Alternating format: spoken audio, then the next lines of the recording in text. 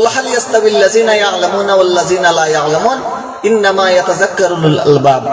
এই পৃথিবীর মধ্যে, এই দুনিয়ার মধ্যে যা কিছু সৃষ্টি করা হয়েছে, এর মধ্যে সর্বশ্রেষ্ঠ জাতি মানুষ, আর মানুষদের মধ্যে সর্বশ্রেষ্ঠ মানুষ হলেন উলামায়ে কেরাম।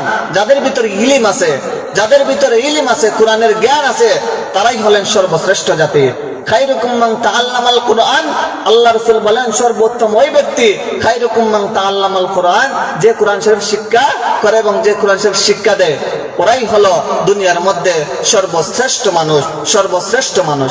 একথা আপনার আমার নয়, সর্বকালের সর্বশ্রেষ্ঠ নবী হযরত মুহাম্মদ মুস্তাফা সাল্লাল্লাহু আলাইহি ওয়াসাল্লামের বাণী। এই জন্য আমরা যারা দুনিয়ার মধ্যে আছি, আমাদের অবশ্যই বুঝতে হবে, নিঃসন্দেহে যারা ইলম শিক্ষা করার জন্য, যারা কুরআন শিক্ষা করে, যারা ইলম শিক্ষা দেয়, ওনারা হলেন দুনিয়ার মধ্যে সর্বশ্রেষ্ঠ জাতি।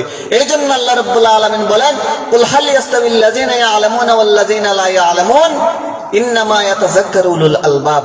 ওগো নবীজি, আপনি বলুন, যারা জানে আর যারা জানে না উভয় কি সমান? আপনি বলুন। এই কথা বলেন ইন্নামা ইয়াতাযাক্কারু উলুল আলবাব। এই কথাটা শুধুমাত্র বুদ্ধিমানদের জন্য উপদেশ। যারা জানে আর যারা জানে না, অর্থাৎ যাদের ভিতর কোরআনের জ্ঞান আছে আর যাদের ভিতর কোরআনের জ্ঞান নাই, তারা উভয় কি সমান? আল্লাহ রাসূলকে বলতেছেন, আল্লাহ তাআলা বলতেছেন, ওগো নবীজি আপনি বলুন, যাদের ভিতর কোরআনের জ্ঞান আছে আর যাদের ভিতর কোরআনের জ্ঞান নাই, এই দুই রকম মানুষ, এই দুই ধরনের মানুষ, এই দুই শ্রেণীর মানুষ উভয়কে সমান। ইন্নামা ইয়াতাযাক্কারু উলুল আলবাব। এই কথাটা, এই উপদেশটা শুধুমাত্র বুদ্ধিমানদের জন্য। এতএব উভয় সমান নয়। কিভাবে সমান নয়? আল্লাহ রাসূল বলতেছেন, খায়রুকুম মান তাআল্লামাল কুরআন ওয়া আল্লামাল কুরআন। যারা কোরআন শিক্ষা করে এবং যারা কোরআন শিক্ষা দেয়, তারাই হলো জমিনের মধ্যে, দুনিয়ার মধ্যে, পৃথিবীর মধ্যে সর্বশ্রেষ্ঠ মানুষ। প্যারে হাজিরিন, এই জন্য বলতেছিলাম যে দুনিয়ার মধ্যে সর্বশ্রেষ্ঠ মানুষ হলেন, সর্বশ্রেষ্ঠ মানুষ হলো যারা কোরআন শিক্ষা করে এবং যারা কোরআন শিক্ষা দেয়।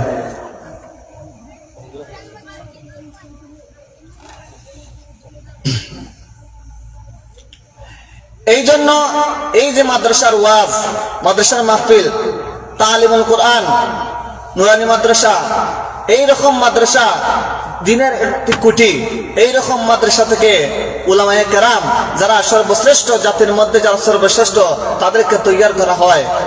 সর্বশ্রেষ্ঠ জাতি অর্থাৎ যারা কোরআনওয়ালা, যারা হাদিসওয়ালা, অর্থাৎ যারা কোরআন এবং হাদিসের জ্ঞান অর্জন করেন, তারাই হলেন সর্বশ্রেষ্ঠ জাতি। প্রিয় হাজিরিন, এই জন্য উলামায়ে কেরাম যারা আছেন, উলামায়ে কেরাম যারা আছেন, তারা হলেন জাতির রাহবার। নবুয়তের দরজা তালা হয়ে গেছে, নবুয়ত নিয়ে কোনো নবী আর দুনিয়ার মধ্যে আসবেন না। এই যে নবুয়তের কাজ এখনো বাকি রয়ে গেছে, নবুয়তের কাজ করতেছেন উলামায়ে কেরাম। এই জন্য জাতির মধ্যে, এই দুনিয়ার মধ্যে সর্বশ্রেষ্ঠ হলো উলামায়ে কেরাম। এই জন্য প্রিয় হাজিরিন, আপনার হাদিসের মধ্যে আছে যে যখন মানুষ মারা যায়, তখন সঙ্গে সঙ্গে মানুষের আমলের দরজা বন্ধ হয়ে যায়, কিন্তু তিনটা এমন আমল আছে যেগুলো মরার পরেও চালু থাকে, জারি থাকে।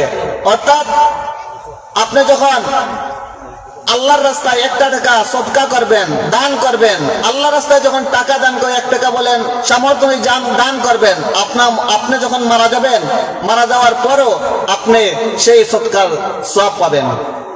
2 নম্বর হলো, আপনি যখন ইলম অর্জন করবেন, কোরআন হাদিসের জ্ঞান অর্জন করবেন, তখন আপনি মারা যাওয়ার পরও সেগুলো কাজে দিবে। 3 নম্বর হলো, আপনি যখন নেককার সন্তান দুনিয়ার মধ্যে রেখে যাবেন, নেককার সন্তান যে আপনার জন্য দোয়া করবে, কোরআনওয়ালা সন্তান, নেককার সন্তান দুনিয়ার মধ্যে আপনি যখন রেখে যাবেন, আপনি মারা যাওয়ার পরে ওই নেককার সন্তান আপনার জন্য দোয়া করবে। আপনার নেককার সন্তান যত নেক আমল করবে, এর থেকে 1 ভাগ নেক আপনিও পাবেন।